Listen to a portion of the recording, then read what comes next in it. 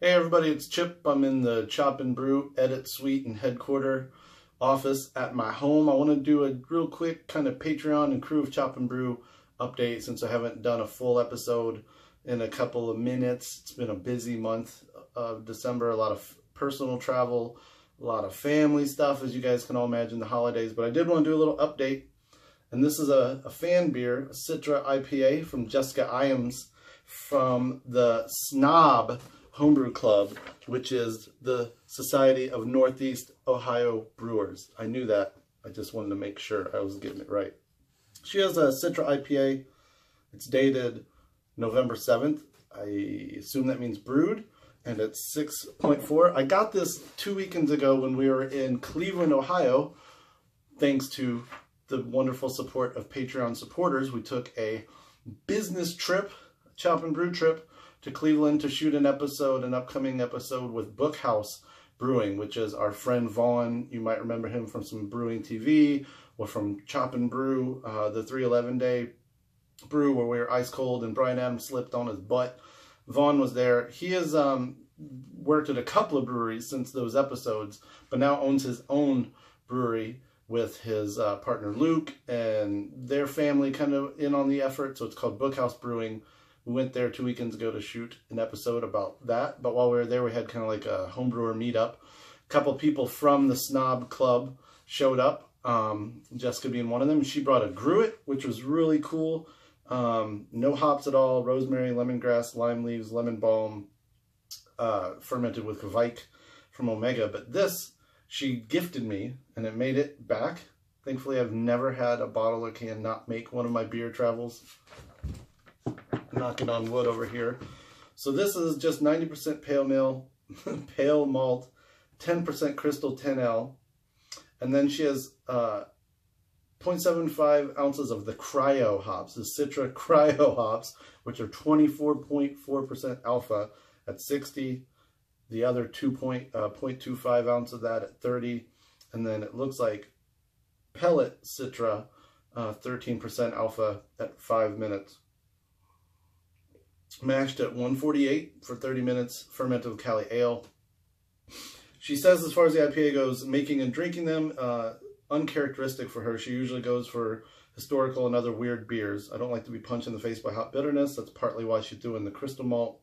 Thought some of the sweetness would smooth things out, complement the Citra. It's my first time using cryo hops, so it was a bit of an experiment. I won them in a club raffle, supplemented them with the standard Citra hops. Citra is one of my favorite hops. I wanted to feature it as a single hop to see how it stood out when it was all by itself. She said she didn't notice a big difference in the boil, but it was definitely weaker than she thought it would be. I think she's talking about the cryo hops. I asked her specifically. She said that ended up not being a bad thing because she liked the final product. And also, as she said, she's not big on hop bitterness in your face. So yeah, what I get is a big punch of like peachy, pineapple-y, but also kind of, not toffee, because it's not quite dark enough, but getting into that, like, toasted bread sweetness. Kind of reminds me, it's almost like reminiscent of, like, an English IPA, but with American hops. It's kind of got that nice round body, but mashed at 148, too, so it's dry. That sweetness must be coming a lot from the 10L malt. But shout out to Jessica. Thanks for sharing this with me. That trip was very fruitful. I'm looking forward to getting that episode out. Thanks to the Patreon supporters. We've got a couple of trips. We're going to our buddy Barry Salem, his place in Milwaukee for his 100th brew. He's planning a Sammy Claus epic brew. I believe that's going to be Bryan Adams and Leaf and Dono and I. Late in July. Man, I cannot talk. Late in January. So about a month from right now.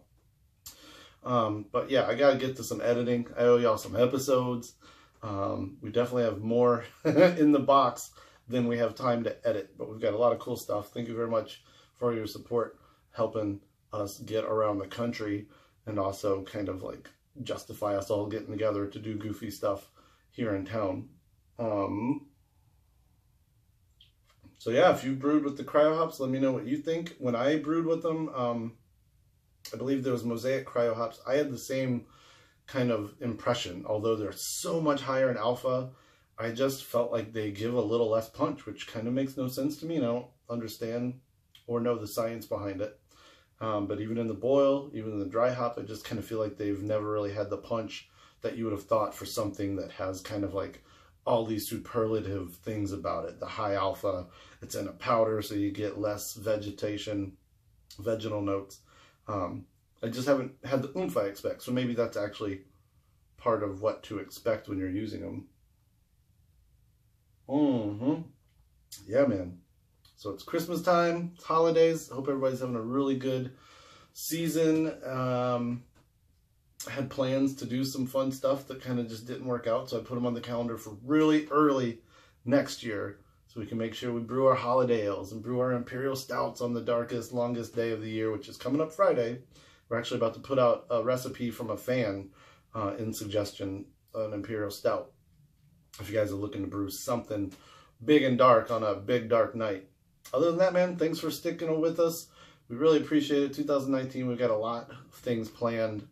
We're going to actually get a schedule set. We're going to really start making this happen and make it a little less like fly by the seat of our pants and pants by the seat of our fly. So, chop for chop, brew for brew, holla to Jessica and to all the snobs in Northeast Ohio. I had a hell of a time drinking every holiday ale I could find 2 months ago or 2 weeks ago. Cheers, guys. Have a good day. Peace out. I'm talking, I think.